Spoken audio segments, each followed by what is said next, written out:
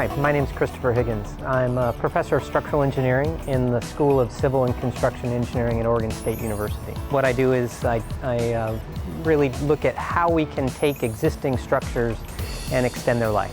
When you look around and you say, how many new structures are we going to build compared to how many structures do we already have that we need to be able to continue to keep in service?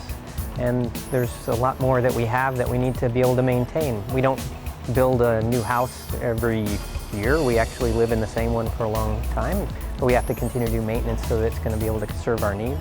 The same is true for big structures, whether it's a tall building or whether it's a bridge. The bridge that we're talking about is the Mosier Bridge, and this is a bridge that crosses over I-84 on the Columbia River. Every 2 years it's inspected routinely, and the bridge inspectors came back to the folks at ODOT in the main office, and they said we've observed some cracks that were looking like they're not what we expected to see. And so the folks there did some numbers, and they were a little concerned, and they knew that we'd been working on reinforced concrete bridges for many years, and we happened to be working on a project at that time on how to strengthen a particular kind of deficiency in these kinds of bridges. And so they sent me the plans for it, they sent me the inspection photos, and they sent me all their rating factors that they had done, and I did some independent calculations and concluded from that work that the bridge was about that far from falling onto I-84. And so I said, you know, you really need to do something about that bridge. The key idea for what we're using here is what's called near-surface mounting. And it comes from using carbon fiber for strengthening reinforced concrete structures. But what we're using is high-strength titanium alloy bars. But the trick for these bars is there's two things. One is this 90-degree hook that you see here, and we can't do that with carbon fiber. The other thing is the surface grooves, and that deformed surface allows me to grip the epoxy that I'm going to use to bond this into the concrete. And what we do is, you can kind of get an idea of looking at this girder. This is a 4 foot deep girder, and this would be about the size of a real bridge girder. And there'd be 4 of these holding up your bridge so that you don't end up in the river.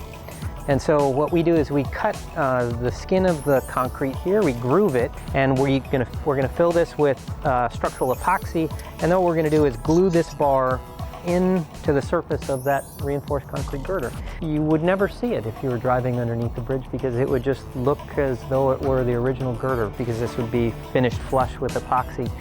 But now you would have removed any of the strength deficiency that's underlying this reinforced concrete girder that probably was built in 1950 or so. We got involved in this project when we got a call from Warren George, who's a consulting engineer for Perryman Company, and he had a researcher, Professor Chris Higgins from Oregon State University, who was doing research. He asked, if we'd be willing to supply titanium for that project, and Perryman Company is always willing to supply titanium when researchers ask.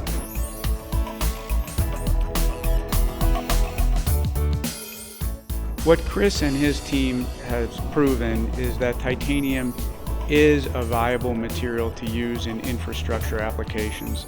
This specific bridge repair on the Mosier Bridge was a great example of that, and we're hopeful that through Chris's effort and publication of this research and other research that's ongoing, we'll be able to let the construction community, the bridge and repair construction community, realize that there is a place for titanium.